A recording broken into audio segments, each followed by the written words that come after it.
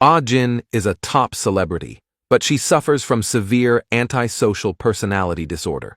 She's a master manipulator who uses every valuable man around her to climb higher and achieve her ambitions. Anyone who stands in her way gets crushed, even if that person is her own mother. A big part of what shaped Ah-jin comes from her broken home. Her mother is an alcoholic who never treated her well, and her father is a gambling addict who never cares about her life. Growing up in this environment, Ah-jin's personality twists, and she starts taking pleasure in getting revenge on anyone who ever wronged her. In high school, her homeroom teacher once mocked her for being an orphan with no background. On the teacher's birthday, the class prepares a surprise party. Suddenly, the teacher's husband storms in, slaps her across the face, and throws her affair photos all over the room. Just like that, she loses everything. Ah-jin gently supports her and whispers, "Did you like my gift?" Terrified, the teacher runs out of the school like she's seen a demon. The next day, the new homeroom teacher announces two good news. Honor student Jun wins the writing contest, and their debate team advances to the finals. But Jun suddenly requests to give his spot to Ah-jin. Debate captain Sung-hee is furious. She has always disliked Ah-jin, especially because Ah-jin consistently scores higher than her. Sung-hee's mother promises to take care of it, since she has donated so much to the school every month as the PTA rep. Even so, Sung-hee is still uneasy. She calls Jun, hoping he won't give up his spot. But she never expects that Jun is currently lying on Ah-jin's lap. It's pretty clear their relationship isn't just normal. Ah-jin accidentally sees the love letter Sung-hee wrote to Jun and insists on replying on his behalf. The next day, rumors spread through the school. Ah-jin is an orphan. At the same time, the principal receives parental complaints, saying it'd be too hard to align opinions with a new member, leading to Ah-jin's spot being taken away. The moment Ah-jin returns to class, Sung-hee rushes over to mock her for being dropped from the debate team. Ah-jin calmly hands her the reply letter, saying Jun asked her to deliver it. Excited, Sung-hee opens it, only to see in red pen, "No one likes you. You're annoying, so stop acting up." Right then, the teacher brings bad news. Someone reported that a contestant's parents bribed the judges, and the entire school is now disqualified. Sung-hee believes Ah-jin is the one who did it. She compares the handwriting and confirms the reply letter was written by Ah-jin. Enraged, she throws a bucket of water over her. Soaking wet, Ah-jin returns to the classroom. Jun hurriedly covers her with a towel and brings her to the infirmary. Ah-jin clutches his sleeve tightly and says she's worried Sung-hee will keep bullying her and begs him for help. Meanwhile, the delinquent Jo accidentally loses his phone. Sung-hee picks it up and discovers he's running a loan sharking business and taking orders from some boss. The news spreads across the school instantly. Ah-jin immediately finds Jo and demands an explanation. Jo reassures her, saying he never said her name. It turns out Ah-jin is his boss. She once caught him stealing in the classroom but didn't expose him. Instead, she forced him to work for her. Ah-jin suddenly hugs him and says, "Thanks, I knew you'd do that for me." Coincidentally, Sung-hee secretly witnesses everything, feeling triumphant, unaware that Jun is quietly watching her from the rooftop. By noon, Sung-hee deliberately provokes Ah-jin, creating an excuse to meet her alone. She uses Jo's phone to call his boss, and sure enough, Ah-jin's phone rings. Just as Sung-hee keeps humiliating her, Jun suddenly shows up. On the rooftop, he confesses his feelings to Sung-hee and asks her to stop bullying Ah-jin. Sung-hee hurriedly explains that she and Ah-jin are super close and eagerly agrees to go to the movies with him. That night, when Jo finds out Ah-jin is being bullied, he gets so furious he's ready to confront Sung-hee, but Ah-jin calmly says, "Do me a favor." The next day, the class rep begins collecting wedding gift money for the homeroom teacher. When Sung-hee opens her locker, Ah-jin quietly leans in and memorizes the passcode. Moments later, Jo receives Ah-jin's message. The plan begins. During PE, Jun invites Sung-hee to skip class and do something more fun. Naive and flattered, she agrees right away, faking a stomachache to get permission to leave. Meanwhile, Jo slips into the classroom and stuffs the wedding money into her locker. Clueless, Sung-hee happily heads to the art room, only to find Ah-jin acting unusually close with the art teacher. After PE, everyone returns to class. Suddenly, the class rep yells that the wedding money is missing. All eyes immediately fall on Sung-hee, the only one who came back early. Trying to prove her innocence, she dumps everything out of her bag. Right then, Jo kicks open her locker. Inside is his phone and the missing money. The evidence is undeniable. The whole class brands Sung-hee a thief. Ah-jin silently mouths to her, "Don't cry. It's not over yet." And only then does Sung-hee realize she has walked straight into Ah-jin's trap. She fights back, saying Ah-jin was the one behind Jo's loan sharking and that the evidence is on his phone. Jo immediately shows his screen, but there's nothing in it linking him to Ah-jin. Just then, the teachers rush in. Sung-hee blurts out that Ah-jin is having an affair with the art teacher, but unexpectedly, the homeroom teacher storms forward and slaps her hard. Because the homeroom teacher's fiancé is none other than the art teacher. Ah-jin overheard this secret by accident from the class rep. Then she calmly explains that the art teacher was really worried about her and introduced her to the True Love Counseling Center. Cornered, Sung-hee finally confesses she skipped class to meet Jun, but Jun insists he spent the entire period in the equipment room and the PE class rep backs him up. Sung-hee stares at him in disbelief. He whispers, "I warned you to quit messing with Ah-jin." Humiliated, Sung-hee storms out, vowing her powerful parents will destroy Ah-jin. But Ah-jin coldly drops another bomb. The man who had an affair with their last homeroom teacher is Sung-hee's lawyer father. If that scandal breaks, her father's career is over, and Sung-hee will forever be the thief daughter of an adulterous lawyer. Ah-jin smiles and says, "Thank you for being my target. You made school life so much less boring." As the rumors explode, Sung-hee gets suspended and sinks into despair. Right then, she unexpectedly runs into Ah-jin's father, a man who looks sketchy from head to toe. Sung-hee deliberately drags him into school and even announces to everyone that he's Ah-jin's father. Jun rushes over, panicked, trying to pull him away. Confused, Sung-hee demands to know how they know each other. Baek grins and proudly declares that Jun is also his son. Years ago, he murdered his wife and staged it as an accident. He then moved into his lover Hwang's mansion with Ah-jin, and coincidentally, Jun happens to be Hwang's son. Hwang didn't want to raise another freeloader, but Baek insisted that Ah-jin was a money tree.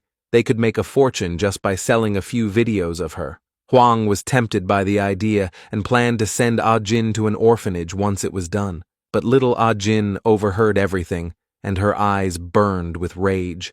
Back in the present, Jun hands his stepfather a stack of cash and warns him to stay away from Ah-jin. But Baek only flashes a sinister smile, clearly unwilling to let his daughter go. To get revenge on the meddling Sung-hee, Ah-jin intentionally drops her notebook in front of everyone. Inside, Sung-hee has ranked all her classmates and filled the pages with cruel judgments about them. That night, a group of girls bullies Sung-hee, and the pressure eventually forces her to transfer schools. For a while, Ah-jin finally enjoys a peace she has never had before.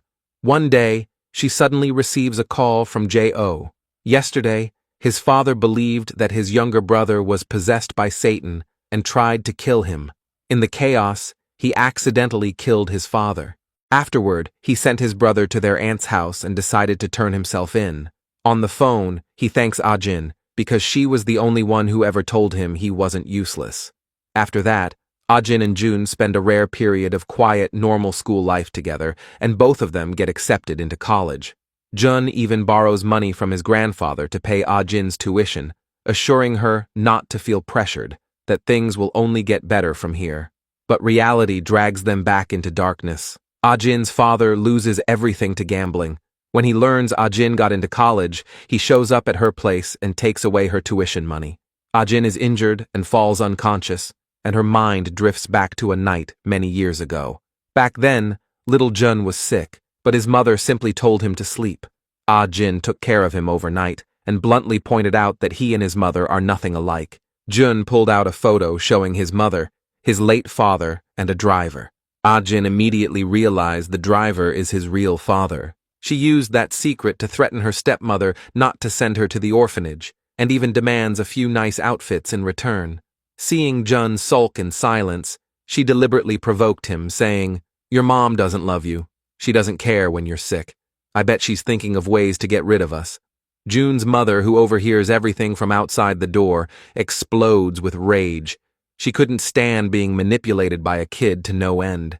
Staring at the chaos, Jun finally understood. His mother really is a completely awful person. He froze in fear, completely lost.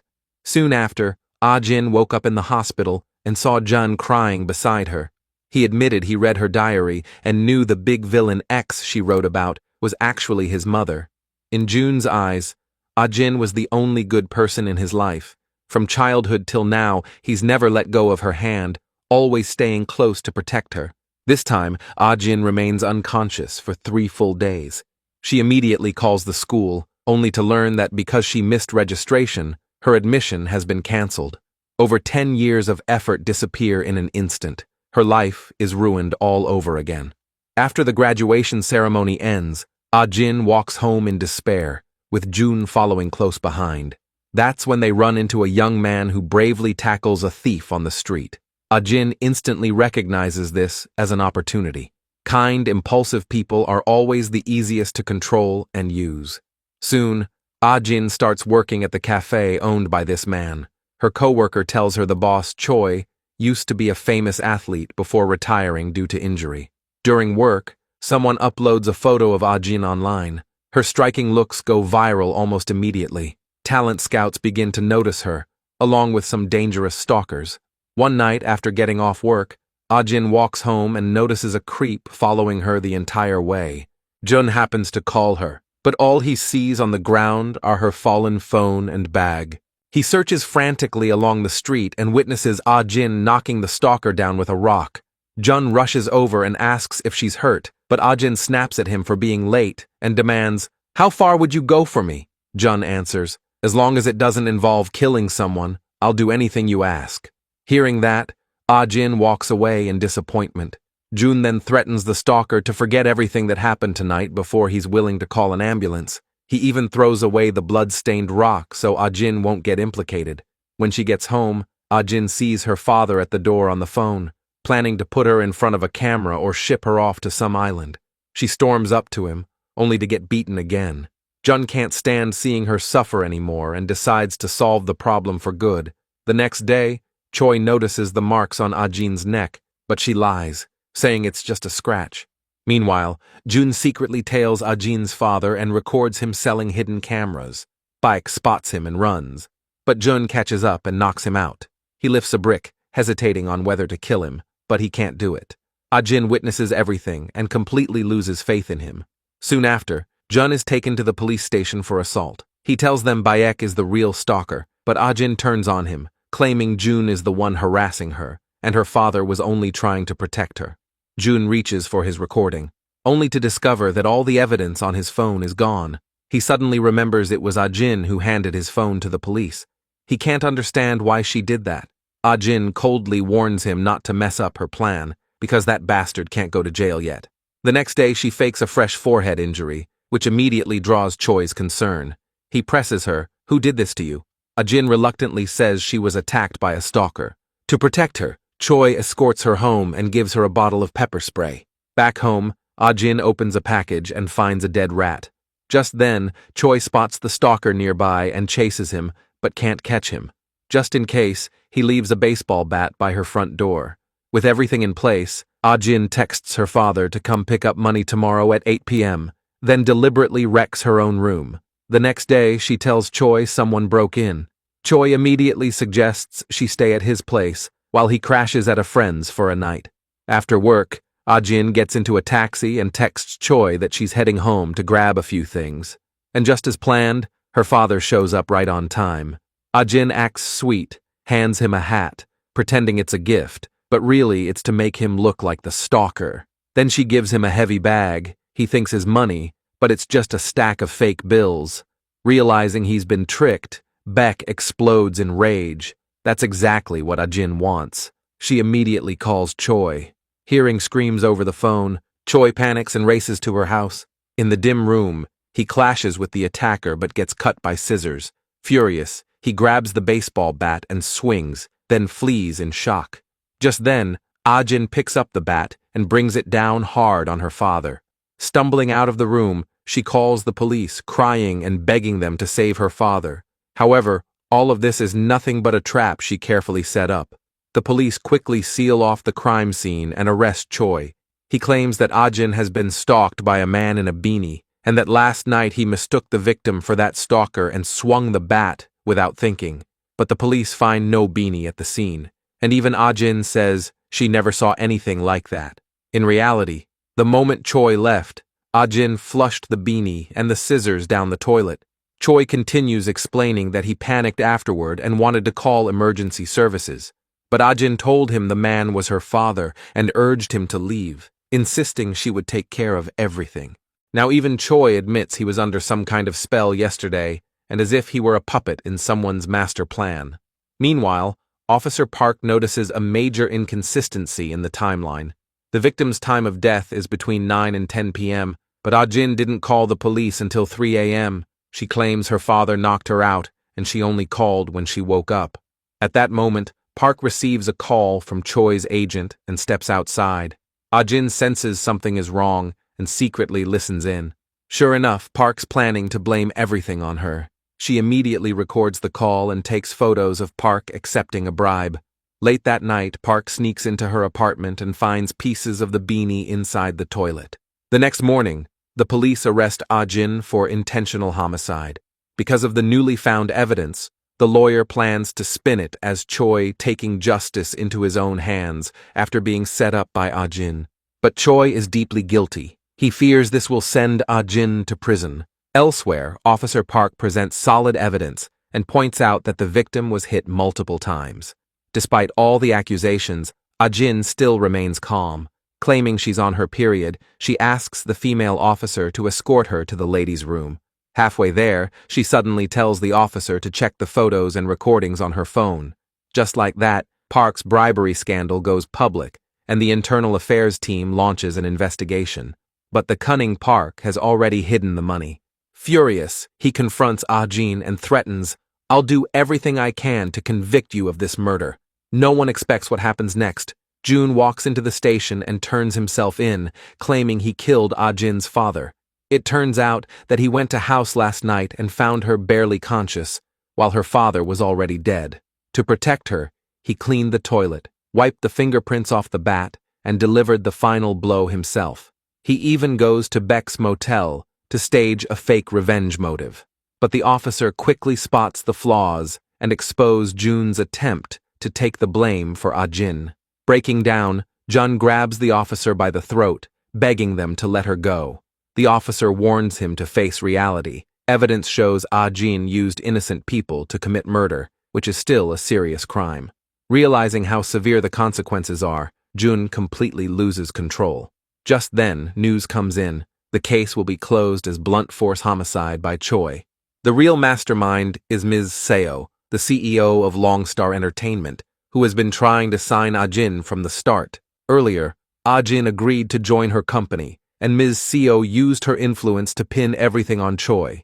She not only gets Officer Park demoted, but also gets Jun out of prison. In return, she demands that Ajin never see Jun again.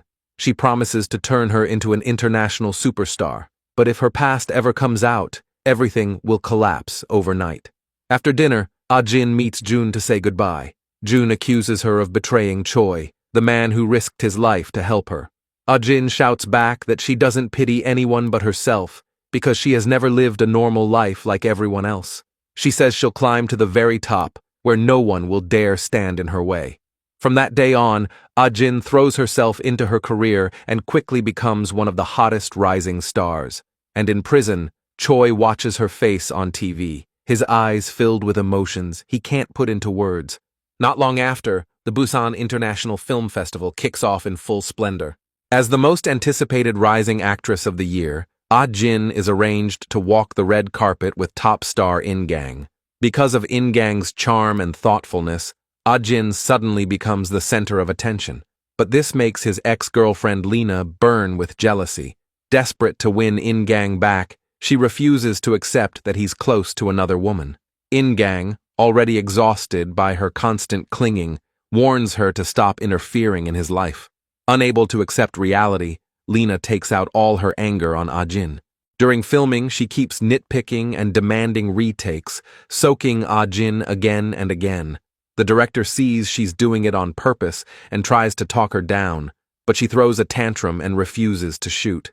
Helpless, the director begs Ah-jin to apologize first, fearing massive financial losses if they shut down the shoot. Before Ah-jin can do anything, Ms. Seo suddenly appears on set and warns Lena, if she causes trouble again, her DUI cover-up will go public. It turns out Ms. Seo's most valued artist is In-gang. She wants him to look after Ah-jin more, and in return, In-gang asks her to help him get rid of Lena. Ah-jin doesn't understand why Lena is so afraid of Ms. Seo, until her assistant quietly explains that Ms. Seo keeps dirt on every artist locked in her safe. If any of it gets out, no one could survive it. A few days later, Ah-jin runs into a mysterious helmeted man in the elevator. He stares at her nervously and doesn't dare say a word. Only after she steps out does he remove the helmet. It's her lackey, J.O. J.O. doesn't dare to face her because he still hasn't become someone useful to her. Since getting out of prison, he delivers food for a living and gives every cent to the aunt raising his younger brother. But the aunt still sees him as a father killer and forbids him from going near his brother.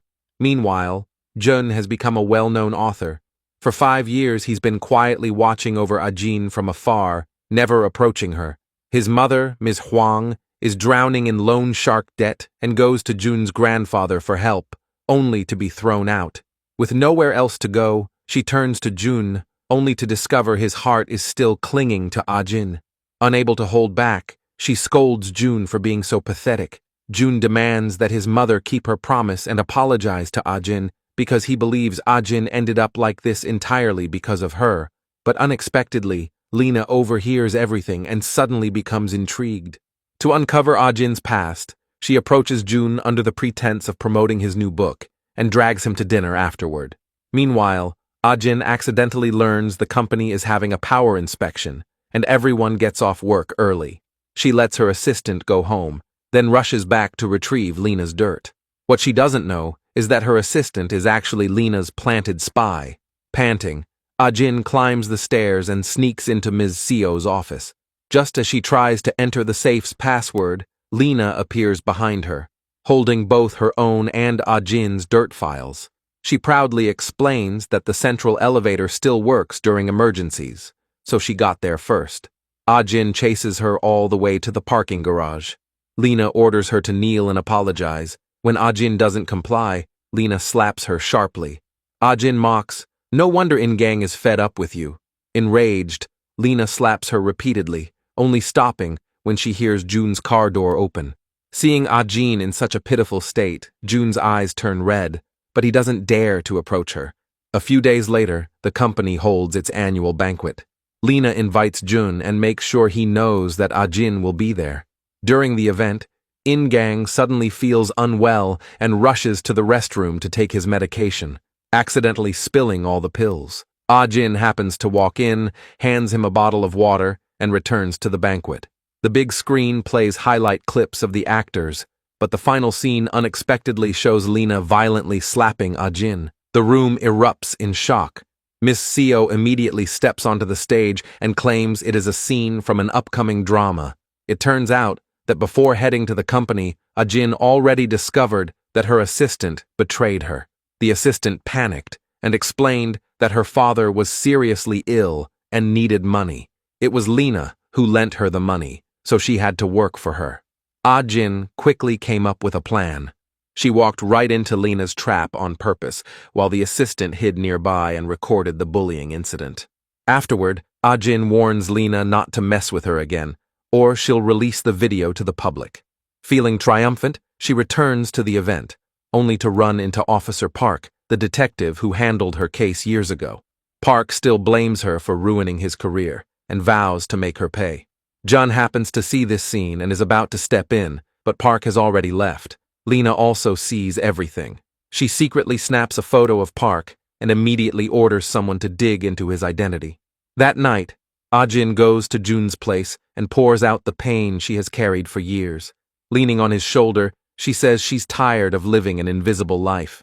She begs June to teach her one thing: how to fall in love with a man. Over the past 5 years, she has realized that acting alone can't make her famous. What the public loves most is scandal. If she can spark a rumor with top star In-gang, her popularity will skyrocket, and 1 year of dating is all she needs. After filming that day, In-gang invites her to dinner and reveals that he used to be in an idol band. At one event, a senior accidentally ate nuts he was allergic to, but In-gang kept his mouth shut. Then he was rushed in as a substitute, which made him an overnight sensation.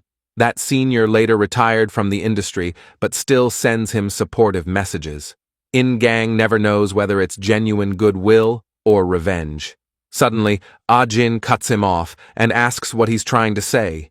In-gang admits that he knows she deliberately leaked that video at the party and understands her ambition, but he still advises her to stop before she makes an irreversible mistake like he once did.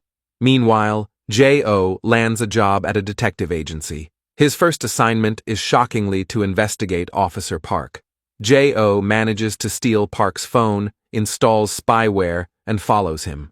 To his horror, he overhears Park conspiring with a paparazzo, planning to expose the news that Ah-jin killed her father. Realizing she's in danger, he immediately calls June, demanding to know the truth. June tells him what happened back then, but lies that Ah-jin didn't kill anyone, that Park framed her. Determined to protect Ah-jin, June brings J.O. to see her. After years apart, J.O. hugs her tightly and talks non-stop about the past. Seeing Ah-jin smile again warms June's heart. His wish has always been simple.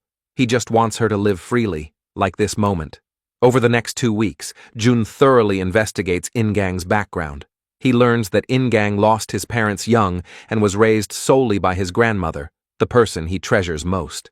At the same time, J.O. easily steals Grandma's diary. When Ah-jin learns that she volunteers at a temple, she arranges a coincidental meeting. She even rents the house next door and knocks on her door under the pretext of greeting a new neighbor. Grandma recognizes her immediately and warmly invites her inside for dinner. Upon hearing it's In-gang's mother's death anniversary, Ah-jin's eyes well up as she shares that her mother has passed away too. Just as Grandma offers her a tissue, In-gang suddenly returns home. He drags Ah-jin out in anger. She insists it's all a coincidence, but he's convinced she has ulterior motives and warns her to stay away from him. Ah-jin can tell he's still chained to his past, so she speaks gently. "I genuinely worry about you. I really like you as a person and respected you as an actor." Then she leaves, pretending to be hurt. Back in his car, In-gang breaks down in tears, unable to hold back anymore, which means Ah-jin's plan advances yet another step.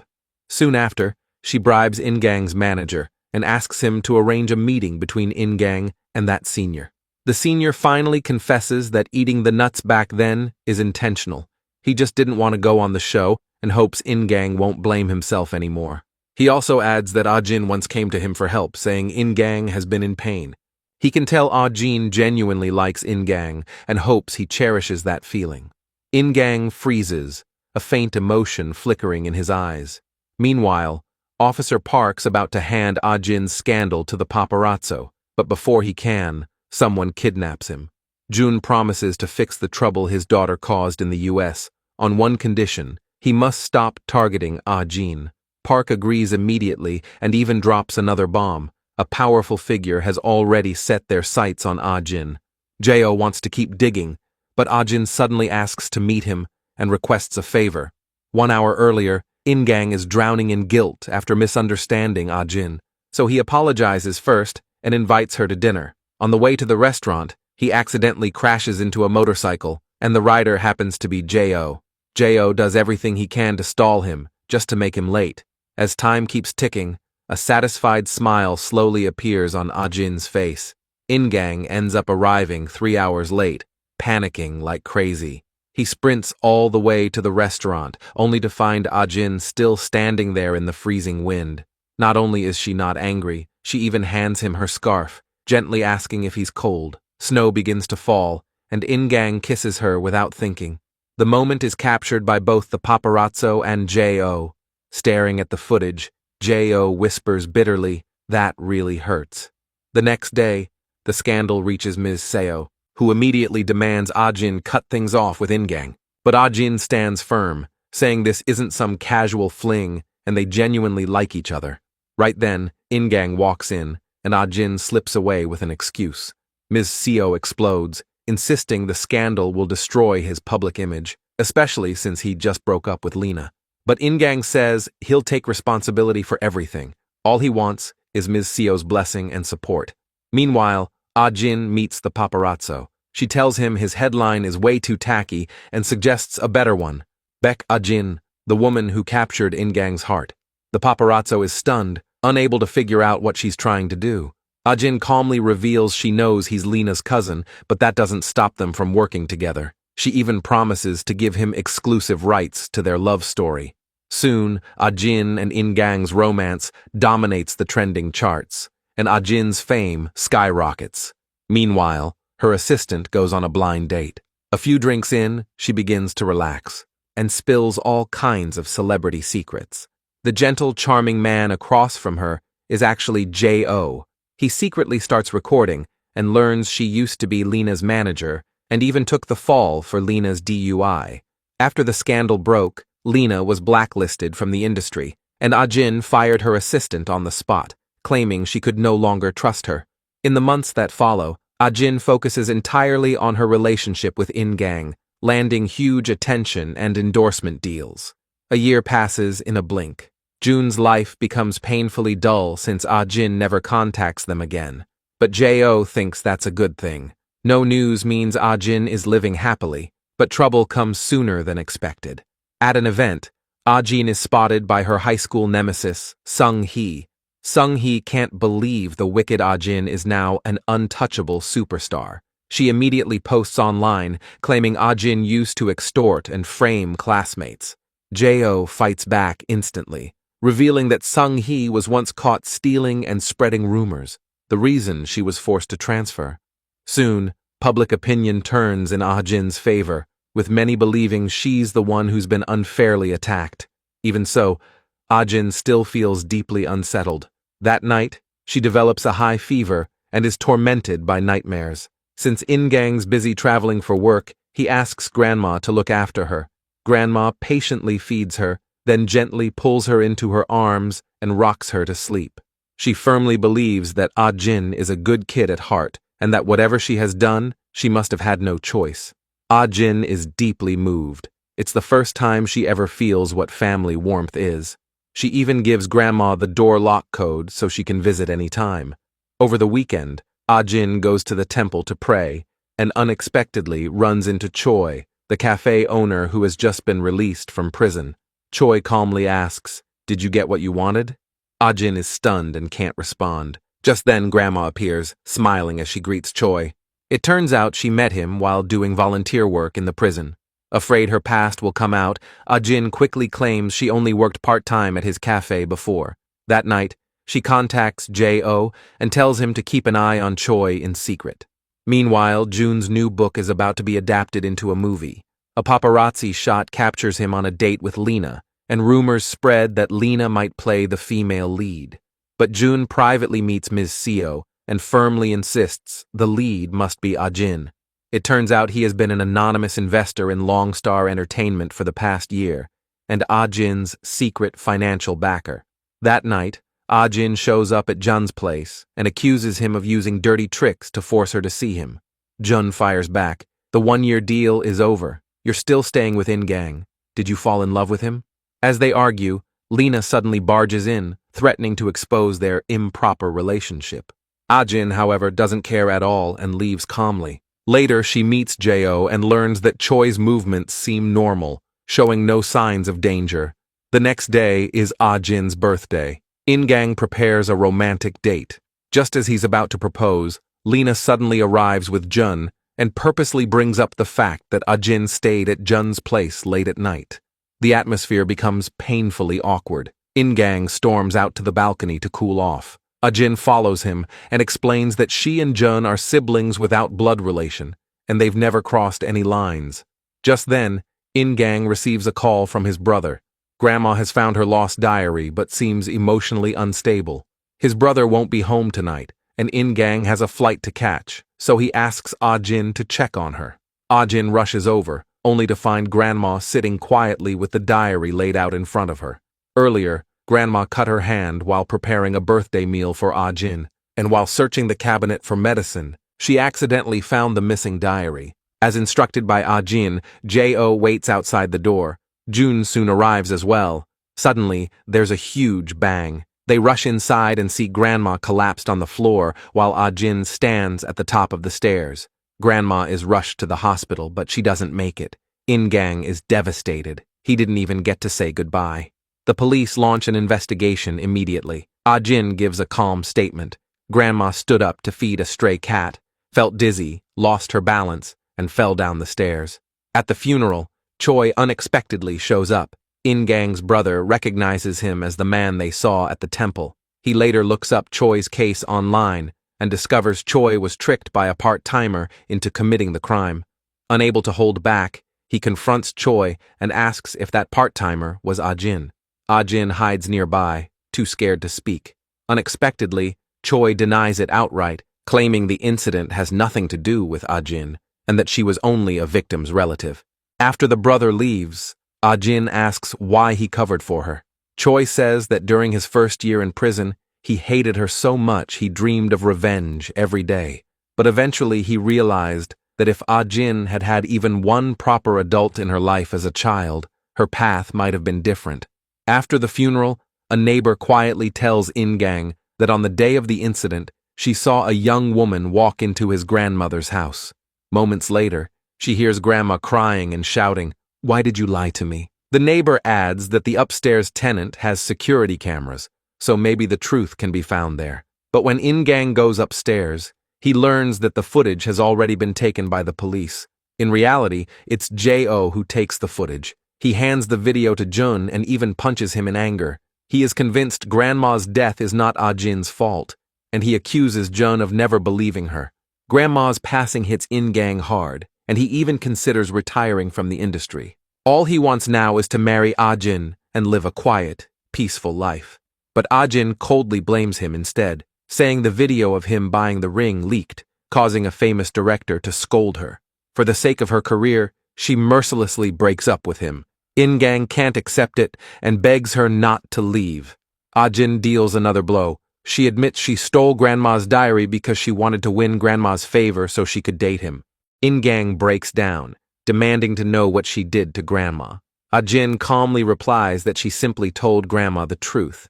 Before leaving, she says she'll have reporters publish the breakup, and the reason will be grew apart due to busy schedules. On her way home, she realizes someone is following her.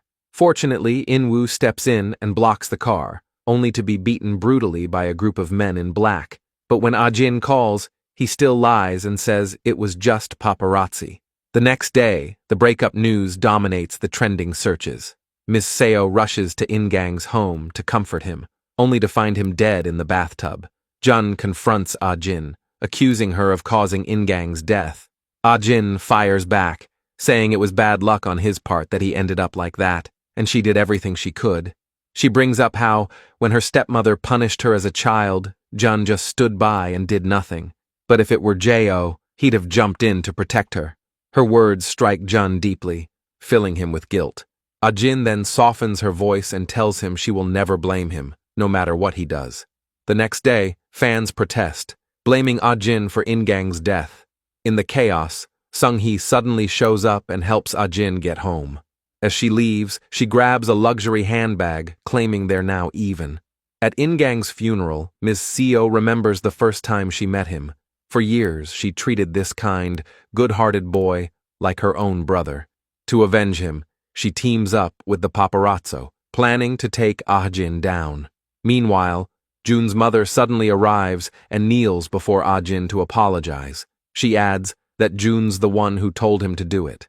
Ah-jin breaks down instantly. She can't accept such an effortless apology. She screams, "At the moment Grandma died, the person I hated most was you." That day, she knelt before Grandma and confessed she stole the diary to get close to In-gang. But later, she genuinely fell in love with him and sincerely hoped Grandma would accept her. Grandma eventually forgave her and promised to keep her secret. At that moment, Grandma heard a stray cat meowing and stepped outside to feed it. Ajin followed her, only to see Grandma suddenly grow dizzy and fall down the stairs. In her eyes, it's all her stepmother's fault. If those past wounds hadn't shaped her, she wouldn't have turned out this way, and none of this tragedy would have happened. Elsewhere, Jun finally gathers the courage to watch the security footage. Seeing Ajin's helplessness and regret on screen, he realizes he has misunderstood her all along. He collapses, overwhelmed with grief and remorse. The next day, Longstar Entertainment releases an official statement announcing the termination of its exclusive contract with Ajin. Furious, Ajin goes straight to Ms. Seo and demands to know why she is doing this to her. Ms. Seo places the blame for In-gang's death entirely on her, even threatening viciously, "I'll put you right back in the gutter you crawled out of." Ajin finds the accusation absurd and bursts out laughing. She fires back, saying In-gang has long since fallen apart mentally, while Ms. Seo chose to ignore it for the sake of profit.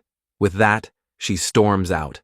As she tries to calm her anger, Jun's mother suddenly calls, asking if Jun knows she got on her knees and apologized. It turns out she is suffering from kidney failure and urgently needs Jun to donate one. Just then, Jun arrives to see Ajin and learns that his mother never truly repented.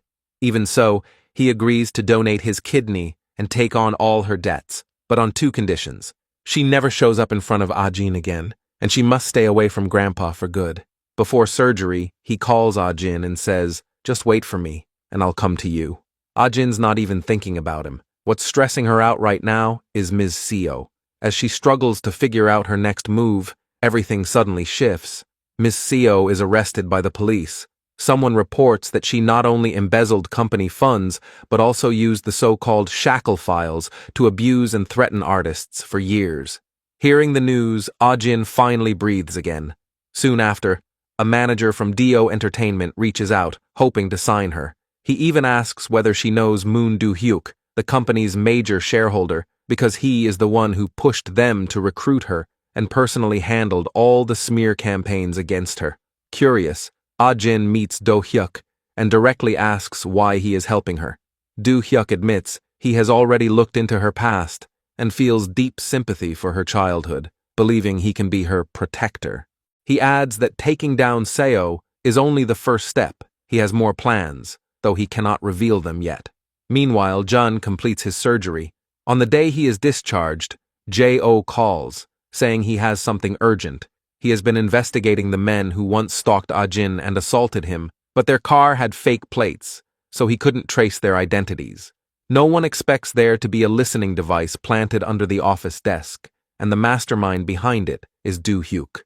On the day In-gang's grandmother died, Do-hyuk nearly hit Ajin with his car and fell in love with her at first sight. He has been sending people to follow her ever since, monitoring her every move. Now, he even wants to erase every stain from her past, Jun and J.Och included.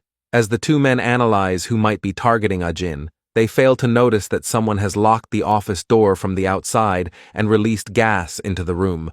J.O. smells something first and walks over to check, only to see flames spreading rapidly under the door. The next second, the gas tank explodes. Luckily, they leap out the window in time and survive without injury. Panicked, they try calling Ajin non-stop, but she never picks up. At this moment, Ajin has just signed with Dio Entertainment.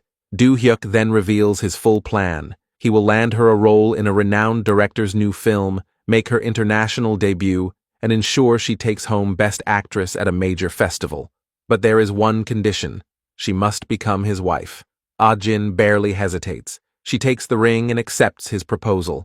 Elsewhere, Jun gets a call from his secretary and learns that his grandfather is in critical condition. He asks Jo to find Ajin, then rushes to the hospital. Unfortunately, he doesn't make it in time to see his grandfather one last time. At the funeral, his mother discovers she gets no share of the inheritance and completely loses control. In her rage, she blurts out that Jun is actually her illegitimate child with their driver. Blow after blow, Jun's world crumbles. His mother goes on to call him stupid and even reveals that Ajin has known the truth since childhood, only he was kept in the dark. Jun finally understands why his mother used to torment Ajin. She feared Ajin would expose the secret. He feels overwhelmed with guilt, believing he has dragged Ah-jin down all these years, and he also resents her for not telling him the truth. But Ah-jin stays calm. She explains that if the secret had come out earlier, he would never have been able to live as Jun and enjoy the privileged life he had. Jun tells her that he would rather lose everything than watch her suffer because of him. Ah-jin refuses to dwell on the past. She soon marries Do-hyuk and moves into a luxurious mansion. The wedding instantly blows up on social media.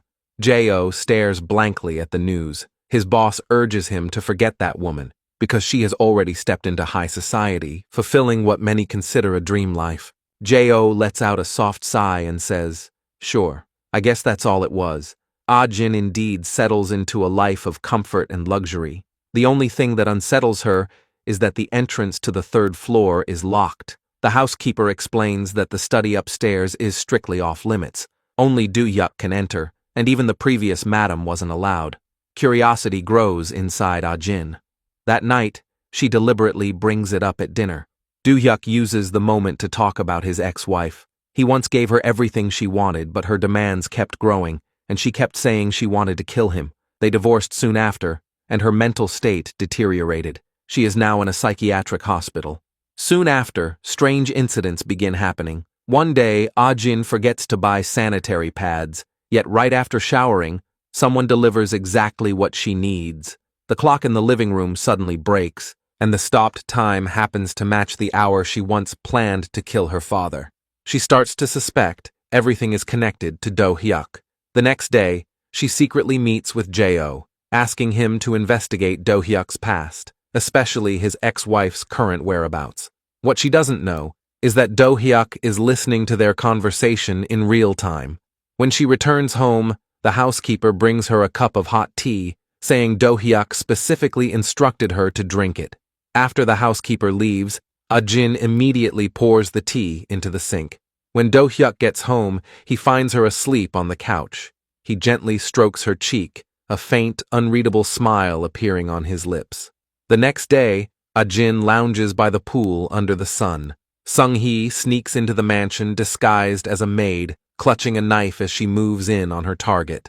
At the critical moment, Ah-jin suddenly opens her eyes and dodges the fatal strike. It turns out that Sung-hee blames all her failures and her ruined life on Ah-jin and demands an apology, but Ah-jin insists she has done nothing wrong. She only ever retaliated, and it was Sung-hee who kept provoking her. Consumed by years of bitterness, Sung-hee loses control and tries to kill the devil, but Ah-jin keeps taunting her, saying she fails because she's too stupid. Sung-hee pins Ah-jin down and tries to slash her face. In the struggle, the blade ends up cutting Sung-hee's own cheek instead. Seeing this, Ah-jin bursts into hysterical laughter, as if fate is blessing her once again. Not far away, Do-hyuk watches coldly.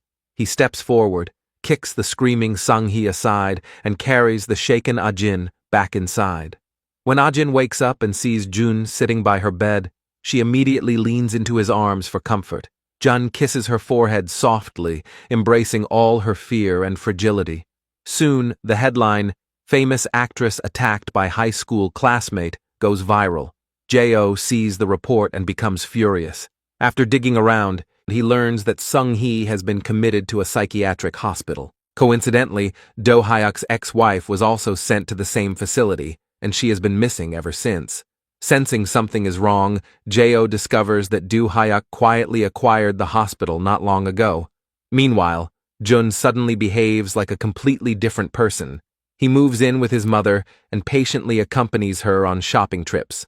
On the way, a producer recognizes him, brings up the attack on Ah-jin, and points out that certain scenes in Jun's novel strongly resemble the rumors surrounding her, questioning whether he wrote it based on real events. Jun denies it and quickly leaves, then immediately calls Jo to ask about Ah-jin. Jo scolds him for not caring enough and tells him to come ask in person. Elsewhere, Ah-jin's mental state rapidly deteriorates. She begins hallucinating, believing the maid is whispering about her or even approaching her with a knife. In the blink of an eye, her teacup turns into a glass of liquor. When she steps into the hallway, the kitchen is a complete disaster and the doors are smashed in. She asks the housekeeper what happened, and the housekeeper, shocked, says Ah-jin did everything herself. Only then does Ah-jin recall punishing the maid and breaking into the forbidden study, where the room is filled with Do-hyuk and his ex-wife's wedding photos. The housekeeper suggests she see a doctor, but Ah-jin lies that she simply blacked out from drinking and warns her not to tell Do-hyuk. The next day, she forces herself to the set. Jo has been waiting and demands to know why she called him for help. But Ah-jin has no memory of making that call. Jo concludes that everything she's going through, the nightmares, the memory loss, must be connected to Do-hyuk. He also looked into Sung-hee and found that just days before the attack, she suddenly had a lot of cash and even bragged about meeting Do-hyuk. He tells Ah-jin to divorce that man before she's ruined beyond salvation. But Ah-jin is terrified of losing everything she has now and of returning to the days when people threw eggs at her and publicly humiliated her. Seeing her agony, Jo feels heartbroken. He promises he'll help her put a leash on Do-hyuk so he can't mess with her again. Back home, Ah-jin hallucinates again and claws at the shattered mirror. Do-hyuk stands there watching coldly. Only when she calms down does he help treat her wounds. Elsewhere, Jun goes to Jo to ask about Ah-jin. Jo explains everything and urges him to team up against Do-hyuk, but Jun insists Jo has no evidence and even claims he's the one being dragged around by her. He says Ah-jin has always been greedy, and now that she's living comfortably, he doesn't want to disrupt that. Jo snaps at him for being heartless and blind to her fear. He swears he'll protect her on his own. The next day, the director informs Ah-jin that the script has been changed. She rushes to the set only to see a layout identical to the scene where she killed her father all those years ago. During filming, she breaks down completely and hallucinates the male actor as her father, beating him until he's barely conscious. When she snaps out of it, she is horrified, only to find Do-hyuk standing nearby, applauding. Soon, Ah-jin injures actor on set hits the trending list. She confronts the director and demands to know why he added the scene. The director says her husband suddenly threatened to pull funding and began making strange demands. Furious, Ah-jin storms to Do-hyuk, asking what he's trying to do. Do-hyuk makes it clear that he intends to push her into despair. Only then will she beg him, rely on him, and ultimately obey him completely. He tells her to treat this as punishment. It turns out the man who stayed by Ah-jin's side that day wasn't Jun. It was Do-hyuk all along. Do-hyuk warns her again, don't even think about other men. Then he pushes her straight into the pool and calls Jun, lying that Ah-jin is emotionally unstable and needs someone to look after her. Jun rushes over and tries to take her away. In front of him, Ah-jin collapses entirely, crying that no matter how hard she tries, she is always abandoned in the end. She proposes getting rid of Do-hyuk and even taking his place, begging Jun for help. But Jun warns her that Do-hyuk is far more dangerous than she realizes. If they confront him head-on, she will be the first one destroyed. Ah-jin is in no state to listen to anyone. She pulls out a hidden backup phone and desperately calls Jo for help. Jo reassures her, saying firmly, "Don't worry, I'm going to fix everything." Ah-jin can't help but wonder why he does so much for her without ever asking for anything in return. Jo explains that ever since high school, he simply likes being by her side. He just wants her life to be a little easier, a little happier. He says sincerely, "Use me all you want. That's what I want." Before taking action, Jo stands at a distance, gazing at his younger brother one last time. Then he tracks down Do-hyuk's assistant and recognizes him as the arsonist from back then. He leaves with a threat, "I'll make both your lives a living hell until the day I die." The assistant immediately reports this to Do-hyuk. At that moment, Ah-jin is happily dining with Do-hyuk, acting as if last night's argument never happened. Right in front of her, Do-hyuk orders his assistant to take care of Jo, but to his surprise, Ah-jin doesn't react at all. That night, Jo finishes preparing a bowl of instant noodles, but before he can take a bite, Do-hyuk's men show up. He jumps on his motorcycle and leads them to the rooftop where he has already set up cameras. Even fighting with everything he has, he is still outnumbered and beaten to the ground. Barely conscious, he deliberately provokes the men into admitting that Do-hyuk is the one who sent them. After everything's done, memories of Ah-jin flood his mind. He accepts his death with quiet calm. Meanwhile, Ah-jin wraps up her final scene, but a sense of unease rises in her heart. She hurriedly calls Jo, but no one answers. Her body trembles. She knows he's gone. Elsewhere, Jun receives the rooftop footage and rushes to the studio to find Jo. The boss blames himself, finally realizing that when Jo asked him to install the cameras, he had already prepared himself for death. Following Jo's instructions, the boss hands the memory card to Jun. The next day, Ah-jin brings the video to confront Do-hyuk. She demands that he never touch her again and stop treating her like a doll he can manipulate. With that, she turns and leaves, full of herself. At that moment, Jun calls her, accusing her of causing Jo's death and urging her to stop everything. But Ah-jin coldly replies, "I won't stop. I'm going to hold on to everything I have now." With no other options, Jun contacts the producer and agrees to do the interview, to expose Ah-jin's past. Then he threatens Do-hyuk with the memory card, saying he'll make the video public if Ah-jin gets hurt again. But Do-hyuk isn't intimidated.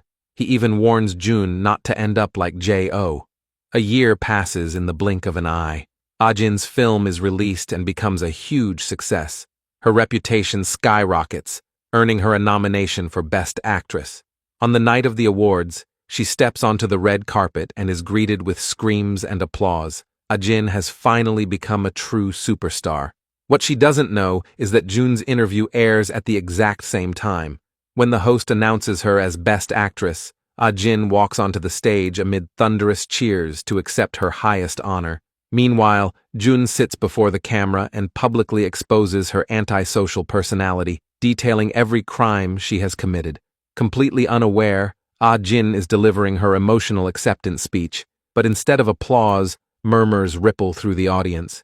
Confused, she returns backstage, only to see Jun on the TV screen exposing how she orchestrated her father's death. In just a few minutes, she falls from heaven straight into hell. Ah-jin escapes in a panic, while Do-hyuk stands above her, watching everything coldly. Just as she runs out of options, a car stops in front of her, and unexpectedly, she smiles, like she's finally let go. Jun admits he regrets realizing too late that he can't save her. He promises that if she stops now, he will stop too. Ah-jin gives a bitter laugh and says, "I thought there was nothing left that could tie me down, but it was you, my final shackle." Jun grips her hand tightly, choosing to follow her all the way into hell. The next day, news of Jun's death spreads quickly, while Ah-jin disappears without a trace. Only after reading his final letter does his mother realize the truth, that the brief happiness he left her was meant as punishment. He destroys every photo of himself, determined to erase his existence completely from her life. For the rest of her long years, she is left to endure nothing but pain and regret. Meanwhile, Do-hyuk sends people everywhere to find Ah-jin. It turns out that night, she survived thanks to her incredible instinct to live. Even at the very end, fate stays on her side, and she finally breaks free from the final shackle in her life.